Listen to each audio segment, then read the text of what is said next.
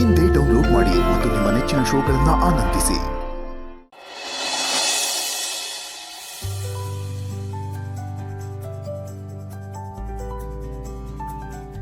ಅಕ್ಕ, ನನಗೆ ನಂಬಕ್ಕೆ ಆಗ್ತಿಲ್ಲ. ನನಗೂ ಅಷ್ಟೇ ಕಣೆ. ವಿಷಯ ಹೇಳಿದ ತಕ್ಷಣ ಹೀಗೆಲ್ಲ ಆಗುತ್ತೆ ಅಂತ ನಾನು ಅನ್ಕೊಂಡೇ ಇರಲಿಲ್ಲ. ಹೆಂಗೋ ನಮ್ಮ ಶಿವು ಆಸೆ ಪಟ್ಟಂಗೆ ಆಗ್ತಿದ್ಯಲ್ಲ, ನನಗಷ್ಟೇ ಸಾಕು. ಪಾರು ಚಿವುಟು ಪಾರು ಚಿವುಟು ಪಾರು ಯವ್ವ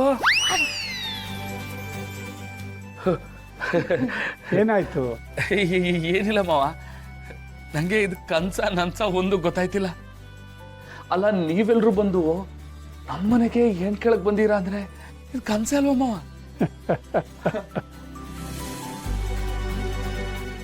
ಮಲಗಿದ ಕೂಡ್ಲೆ ಕಾಣೋ ಕನಸು ಕನ್ಸಲ್ಲ, ಮಲಗೋಕ್ ಬಿಡದೇ ಇರೋದೇ ಕನಸು ಅಲ್ವಾ? ನಿಮ್ಮನೆ ಸಂಬಂಧ ನಮಗಾದ್ರೆ ನಮ್ಮನೆಯವರು ನೆಮ್ಮದಿಯಾಗಿ ನಿದ್ದೆ ಮಾಡಿ ಕನಸು ಕಾಣ್ಬೋದು ಅನ್ನೋದು ನಮ್ಮ ಅಭಿಪ್ರಾಯ. ಏನಪ್ಪ ದೊಡ್ಡ ದೊಡ್ಡ ಮಾತಾಡ್ತಿದ್ದೀರಾ? ವಾರವ ದೋಣ್ಗಳು ಬರೀ ಮಾತಾಡ್ತಾರೆ, ಆದ್ರೆ ಅದು ದೊಡ್ಡ ದೊಡ್ಡ ಮಾತುಗಳಾಗ್ಬಿಡ್ತವೆ. ಯಾಕೆ ಹೇಳಿ? ದೋಣ್ಗಳು ಊರಿಗೆ ದೊಡ್ಡವ್ರಲ್ಲವ್ರ. ದಿಟ ಕಣ್ಚತ್ರಿ ಅಣ್ಣ, ನಮ್ಮಂತ ಪುಟ್ಟ ಮನೆಯಿಂದ ಹೆಣ್ ಕೇಳಕ್ಕೆ ಮಾವ ಮನೆ ಬಾಗ್ಲಿಗೆ ಬಂದಿದ್ದಾರೆ ಅಂದ್ರೆ ಆಡ ಐಕಳನ್ನ ಕೇಳಿದ್ರು ಹೇಳ್ತಾರೆ ಊರಿಗೆ ದೊಡ್ಡ ಮನ್ಸ ಯಾರು ಅಂತ.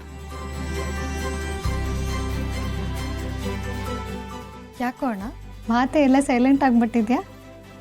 ನಮ್ಮ ಪೋರ್ಸೋಣವರು ಇತ್ತೀಚೆಗೆ ಮಾತು ಕಡಿಮೆ, ಕೆಲಸ ಜಾಸ್ತಿ. ಹಂಗೂ ನೀವು ಯಾರೋ ಮಾತಿ ಆಡಬೇಕು ಅಂತಿದ್ರೆ ಅಳದು ತೂಗಿ ಮಾತಾಡ್ತಾರೆ. ಎಷ್ಟೇ ಆಗ್ಲಿ ಯಾರ ಮಗ ಎಲ್ಲ ನಮ್ಮ ಮಾವನಂಗೆ.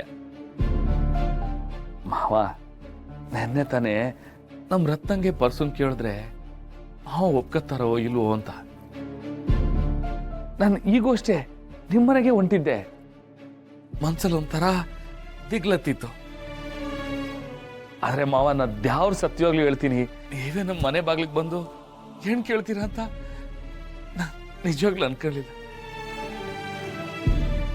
ನಿಮ್ಮ ಅತ್ತೆಯವರು ವಿಷಯ ಹೇಳಿದ್ರು, ನಾನು ಪರ್ಶುನ್ ಕೇಳಿದೆ, ಅವನು ಒಪ್ಕೊಂಡ. ಮನೆಯವರು ಒಪ್ಕೊಂಡಿರ್ಬೇಕಾದ್ರೆ ನಾನೊಬ್ಬ ಇಲ್ಲ ಅಂದ್ರೆ ತಪ್ಪಾಗುತ್ತಲ್ವ?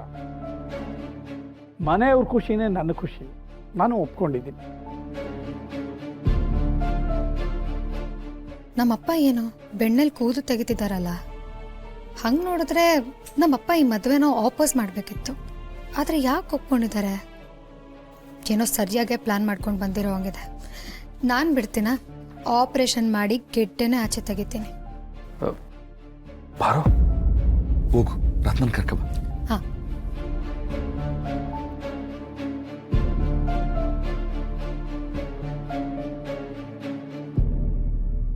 ನಮ್ಮ ಮನೆ ದೀಪ ಅಣ್ಣಯ್ಯ, ನಮ್ಮೊಡಲ ಜೀವ ಅಣ್ಣಯ್ಯ.